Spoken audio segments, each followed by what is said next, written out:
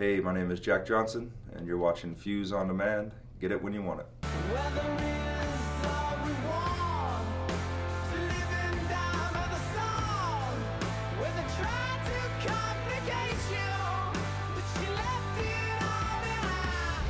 Well, the title of the album it's really self-titled. Probably the reason for that is I did try and come up with an actual title. I had about 12.5 different names for the record, but it didn't have the scope for the amount of material and the different kind of artists and the diversity of the record. So since it was my first solo record, I very lazily decided just to call it Slash. The decisions for the vocalists were dictated by the music that I wrote. And being that it was a solo record, it gave me a chance to write whatever I felt like writing without having to deliver it to the band for approval. And because the music's so diverse, the singers are very diverse. So you go from a good example is Adam Levine on one track, which he just was the appropriate singer for that song, to Lemmy from Motorhead on the next track because he fit that song.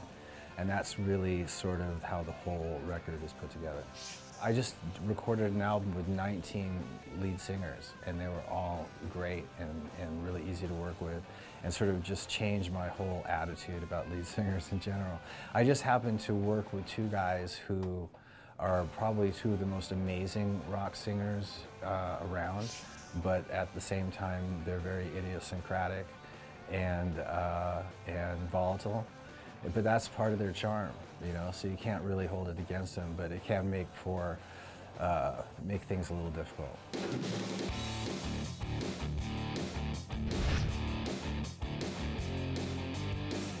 I prefer mixing it up. In the perfect world, I love playing to stadium crowds. I love the energy of doing that, but I love the intimacy of being able to play in a small venue.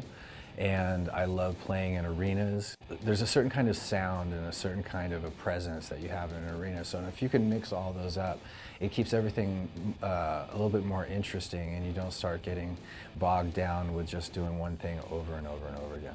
Welcome to the jungle. We got fun and games.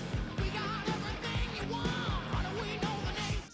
If Guns had stayed together, which is, you know, really hard to speculate at this point, but had it stayed together, it probably would have gone through some different musical direction changes because Axl had his thing and I was pretty much sticking to what it is that I do. I don't know, but yeah, I think it would have stayed its course and stayed as big and as relevant a band as it was when it first started.